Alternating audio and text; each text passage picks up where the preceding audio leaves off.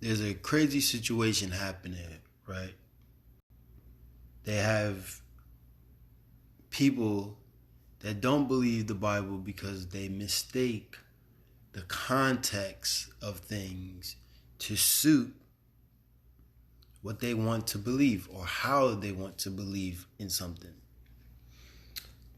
An allegory is something that was given to the children of Israel and the children of Ishmael to embody what happened to their forefathers in the time of when they were born and who they were born of and what they were to receive from this kingly line.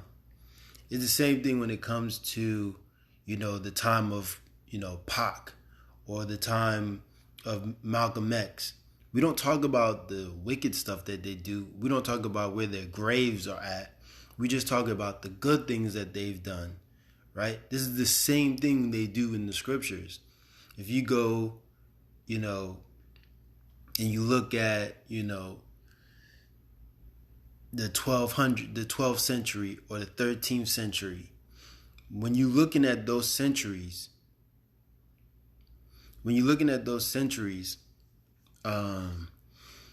you get a context of the time period of that 1,000 years or 100 years. You don't get a full report of everybody's day-to-day life. We, for some reason, in our minds, think that there's supposed to be a everyday report of what our ancestors were doing. No, they're giving you major points to the historical aspect of how we're living today, how the story of humankind progressed to today. So when Ishmael was born, he didn't get a birthright because he wasn't the son of the promise. You get what I'm saying? And this is what Paul was talking about in Galatians 4:24. But we take it as, Paul is saying that it's a allegory, the whole Bible. What? How did you get that? Did you not read the context of what he's saying? It's important that people, take the time to listen. If you listen, you will get your full answers of what is actually being said. Sometimes we be so heartbroken and so mad at God that we don't even know the right questions to ask to get a proper answer. Because we go into it as, this can't be true. So if the answer is something that alludes to the mythology or the mystery of something, we block it out because we already think that it's impossible. When we should know nothing is impossible, right? You could go 100 years ago, 200 years ago, and tell them, there's going to be cell phones in 100 years. People will be like, this guy is crazy. You could tell them that you're going to have TVs, you're going to have cars and flying planes. And people would be like, this guy has lost his goddamn mind. But we have these things. So you can't say something is impossible because that is inaccurate. You get what I'm saying?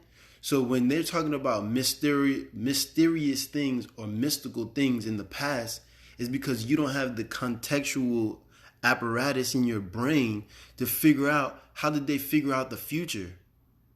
Maybe they read the stars. In the Hermetic principles, there's a principle called correspondence, as above, so below.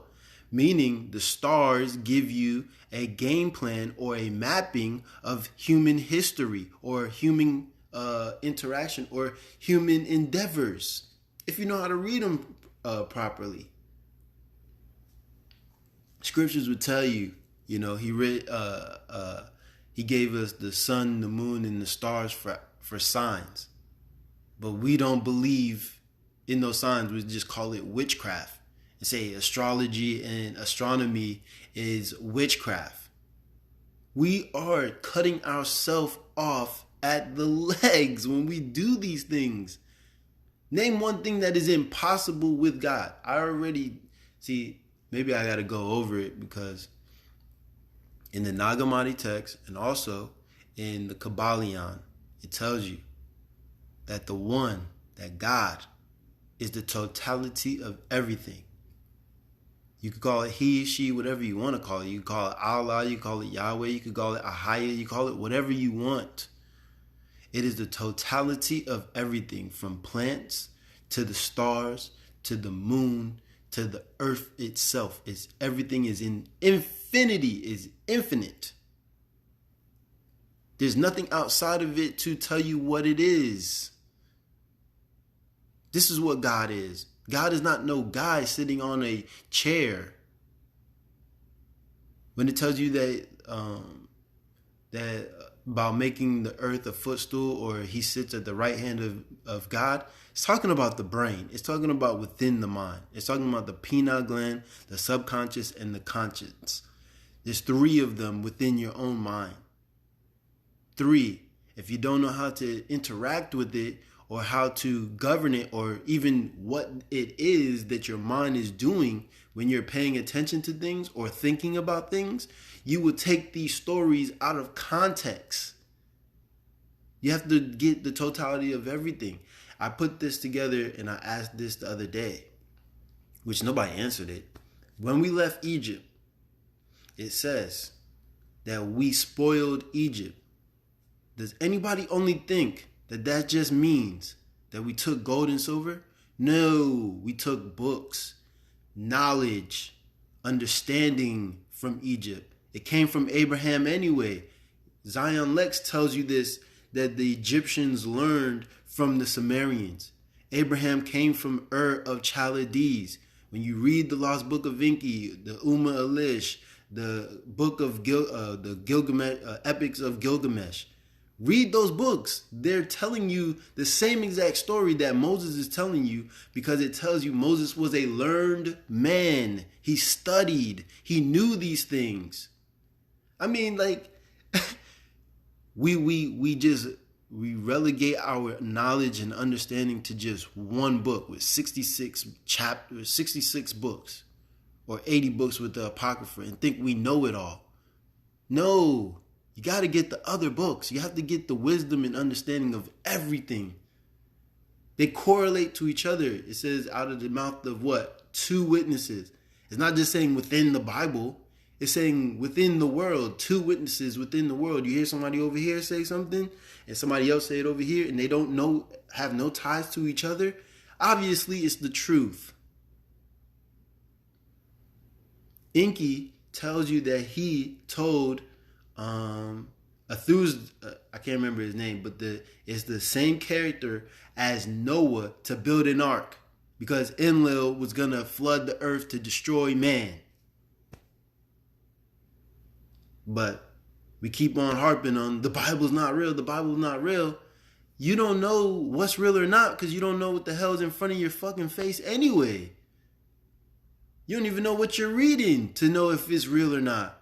You didn't even do no research. You just went on YouTube and just started talking and spouting out your face about stuff that you have no idea about. Read some of the Sumerian texts. Read some of the Greek mythologies. Read some of the Hindu writings. It will give you a proper context of who the Hindus thought the Sumerians were. They called them gods. When you go and look at lectures from Hindustan, they tell you, we don't say that, the gods are a myth. The gods were real. They were real beings on this plane of existence. They tell you that. In Hindustan, they use the book, the Vedas, which has 5 books in it, the Vedas. And they tell you, these were real gods. They wrote books in writings that we don't even write in anymore. So the books are not allegory. He's talking about the stories that were given to the sons. One being a bondman, one being a free man. There's nothing on your flesh that tells you you're a bond. We're in America. Nothing that says black people are slaves, but the interaction that we have with the quote unquote dominant culture. That is what tells us who we are. That's the story that is being written for your eyes. Nothing tells you you're a slave. Nothing says, black people, you're a slave. Israelites, you're a slave. Nothing tells you that. The story of the interaction that we have with the European gives you the idea, the allegory, the story, even the poems that people write of our interaction with the police, the government, tells you who you are. It's very simple, but we take things out of context to please our own egos. We got to stop that. So, I'm Furious Black. Peace.